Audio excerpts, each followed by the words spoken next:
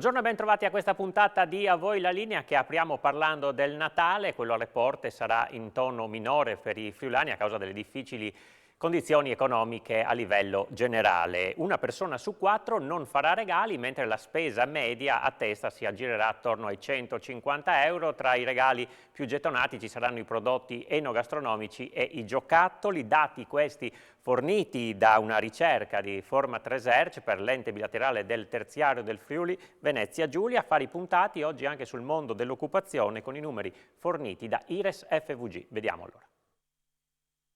I friulani continueranno a fare gli acquisti per i regali di Natale così come del resto l'hanno sempre fatti.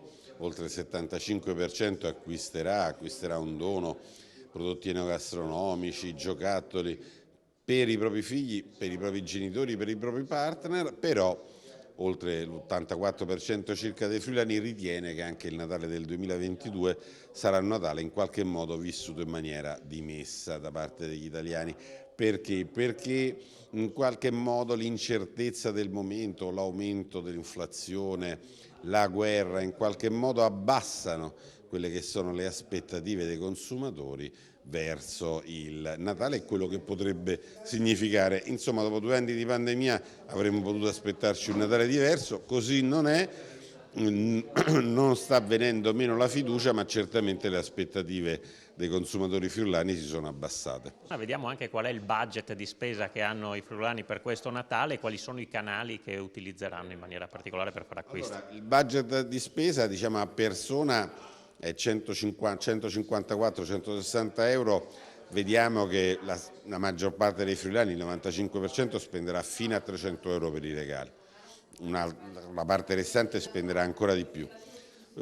Si spenderà un po' meno rispetto agli anni passati, però quantomeno si spenderà, questa è una buona notizia.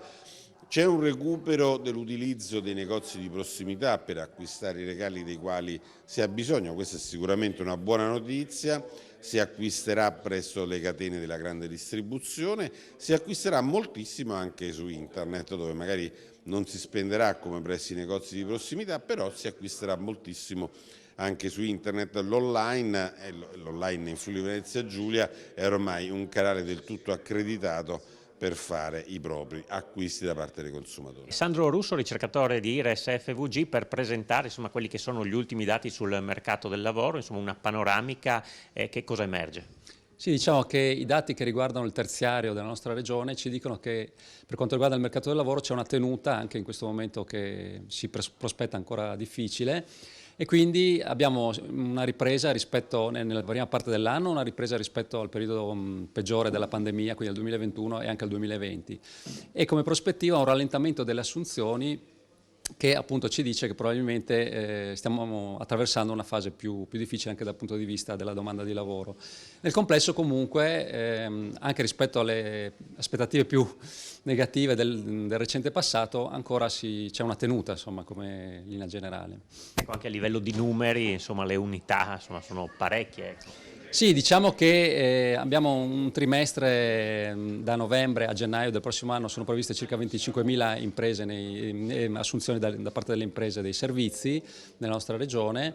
E il lato che emerge come interessante secondo me è che comunque su alcune figure, in particolare nel turismo, quindi cuochi, camerieri, figure tipiche del turismo, c'è ancora una difficoltà nel reperimento delle persone, in 2 casi su 3 sostanzialmente. Questo perché una delle possibili spiegazioni è legata proprio anche al discorso demografico, perché abbiamo sempre meno giovani e questo è un bacino che si sta svuotando, che era tipicamente appannaggio un po' di questi settori. Quindi infatti, se vedete anche i dati, poi metà delle figure sono previste under 30 come in entrata, quindi e ce ne sono sempre di meno obiettivamente, anche proprio è un dato strutturale che la nostra regione in particolare dove nella nostra regione è peggiore rispetto un po' al contesto nazionale. L'ente bilaterale ha commissionato a IRES e a Format questo osservatorio per avere sempre di più la reale situazione di che cosa succede nella nostra regione.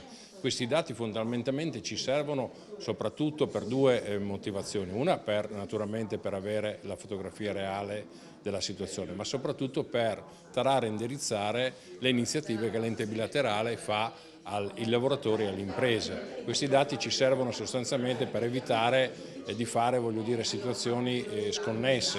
Faccio degli esempi: noi forniamo, alle imprese e ai lavoratori dei ristorni economici per dare una mano a salvaguardare il futuro. Per le imprese abbiamo la necessità di rafforzare la formazione, mentre per i lavoratori abbiamo la necessità di dare dei sostegni al reddito che deve essere tarato per le necessità, evitando i doppioni che in questi ultimi periodi si sovrappongono con quello che fa lo Stato. Faccio un esempio: noi diamo un sostegno, certamente dei contributi a sostegno per la conciliazione del tempo per quanto riguarda il lavoro, nel senso che se si portano i bambini all'asilo piuttosto che a scuola o questo, diamo un contributo a sostegno per sostenere questo, perché uno dei problemi che noi abbiamo riscontrato è proprio questa sempre più difficoltà di far coincidere le tempistiche della famiglia con le tempistiche del lavoro. Voltiamo pagina, sono stati presentati oggi gli ultimi emendamenti alla legge di stabilità. Tra gli interventi principali per la Regione ci sono 5 milioni su dote famiglia e poi la novità del trasporto pubblico locale a prezzo dimezzato per gli over 65. Stiamo perfezionando gli ultimi ritocchi, è una manovra importante, imponente, che vale appunto oltre 5 miliardi e mezzo di risorse disponibili, 294 milioni in più rispetto all'anno scorso, e in questo momento abbiamo depositato un pacchetto di ulteriori emendamenti con una dotazione finanziaria di 41 milioni e 800 mila, finalizzati a dare risposta a tutti i comparti essenziali del nostro territorio, e in particolare a dare una risposta alle famiglie davanti all'aumento dell'inflazione, al caro energia, e a dare una risposta alle nostre infrastrutture per la loro solidità. Penso ai ponti, penso anche alle strutture sportive. Da segnalare importante appunto l'iniezione di risorse per 5 milioni sullo strumento che già funziona ed è attivo da tempo, Dote Famiglia in Regione, per dare un sollievo ai nuclei familiari regionali davanti all'aumento esponenziale dei prezzi. E poi vi è un'altra ulteriore novità da segnalare: l'introduzione della possibilità per le persone che hanno più di 65 anni di avere uno sconto del 50% sui biglietti di trasporto e di viaggio sul trasporto pubblico locale. Al trasporto pubblico locale destiniamo anche 3 milioni di euro per andare incontro al caro energia derivante dalla situazione internazionale che stiamo vivendo, e poi posso segnalare 3 milioni di euro per il Carnera di Udine, un investimento importante che per la città e non solo, per tutta la regione, servirà per dare un vantaggio a tutto il comparto sportivo. Ci fermiamo per una piccola pausa pubblicitaria, restate con noi, tra poco ritorna a voi la linea.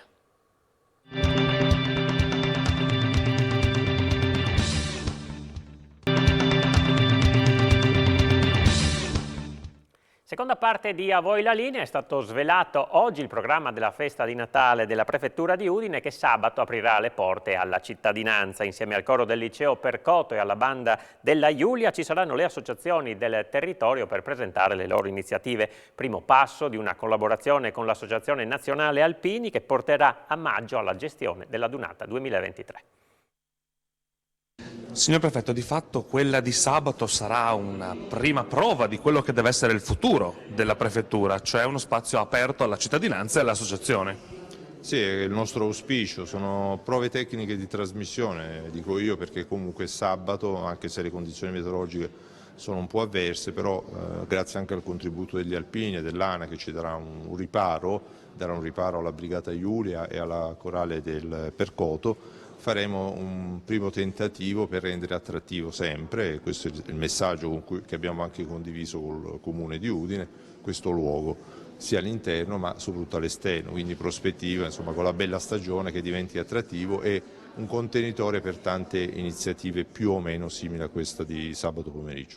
Lei diceva non sarà un semplice scambio di auguri quello di sabato, di fatto vuole essere una vetrina per le associazioni importanti del nostro territorio.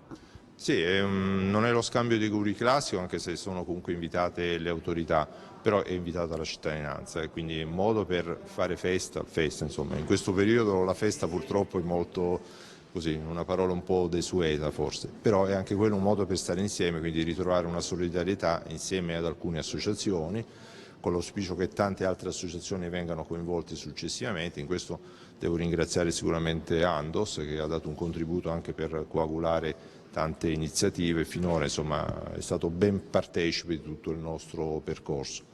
Quindi l'auspicio è che veramente tante persone vengano sabato pomeriggio dalle 14:30 in poi, 16, il clou dalle 15:16 col musicale del Percoto e con la Brigata Iula, che è un po' anche un richiamo a quello che sarà l'Aduno Nazionale degli Alpini l'anno prossimo, che è un'altra grande festa.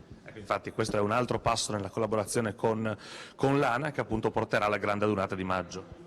Sì, ovviamente questo è un grosso passaggio, ma gli alpini qui sono talmente amati, insomma ci sarà tantissima gente, stiamo parlando di 500-600 mila persone spalmate negli 3 giorni, quindi questo non è una presentazione, perché non hanno bisogno di presentazioni, però insomma è un modo sicuramente per richiamare questo rapporto molto stretto di collaborazione con ANA.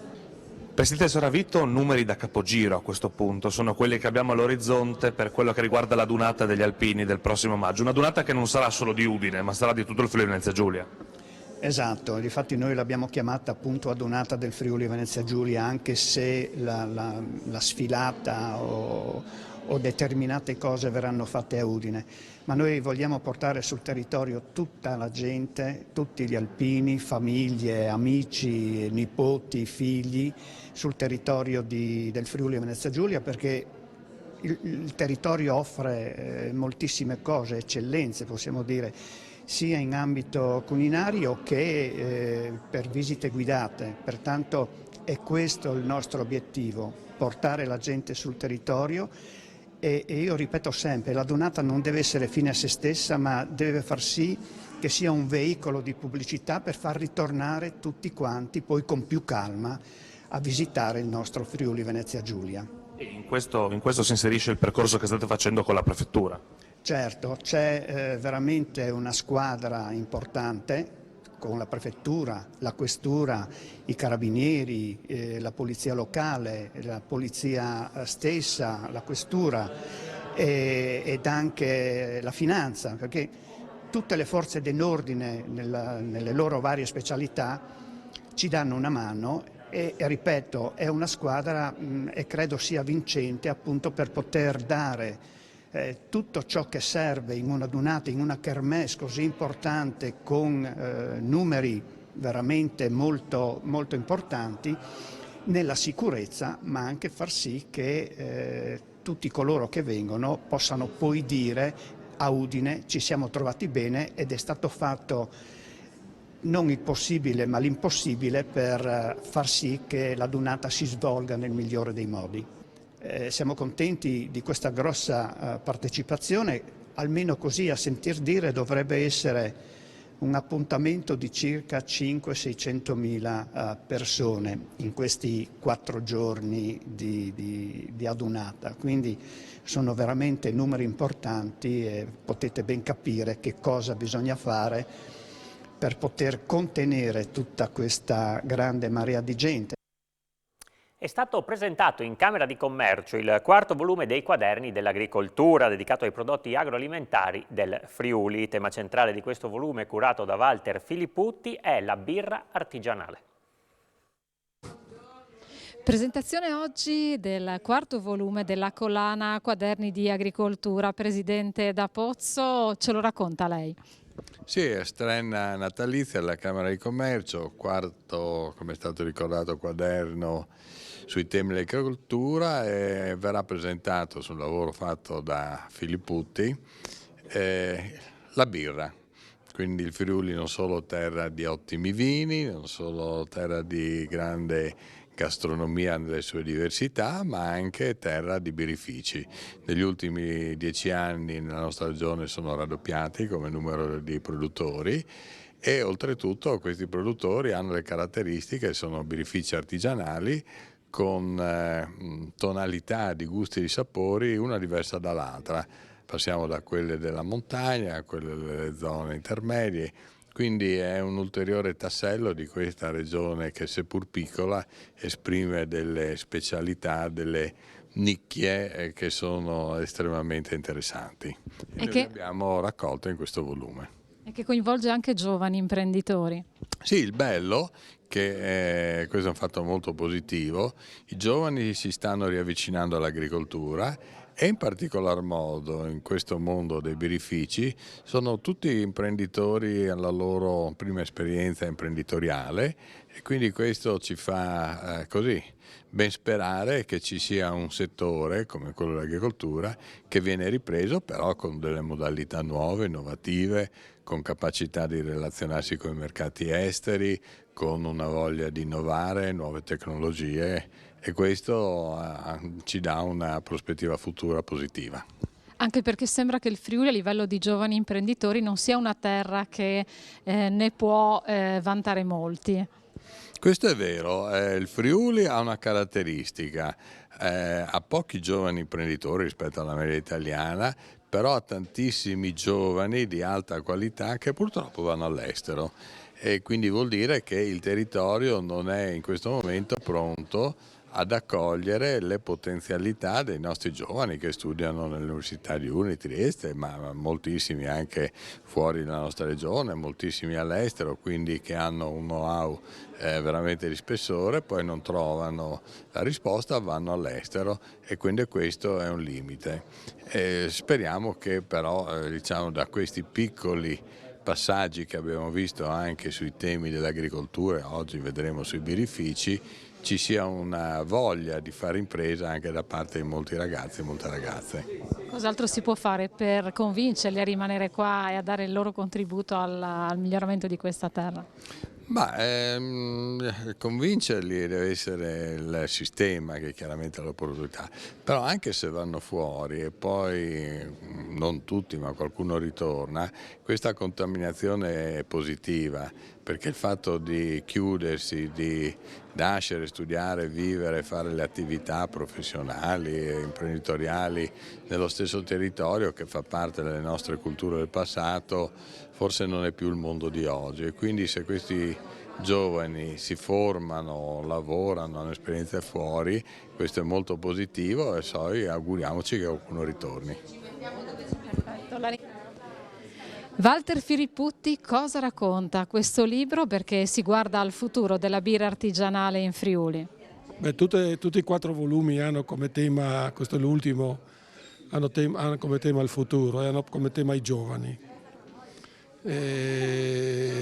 Racconta una storia di entusiasmo, racconta una storia dove c'è grande determinazione, grande qualità, un marketing a volte anche aggressivo, quindi molto in linea, e poi anche un rapporto in certi casi molto stretto col territorio, cioè le filiere complete.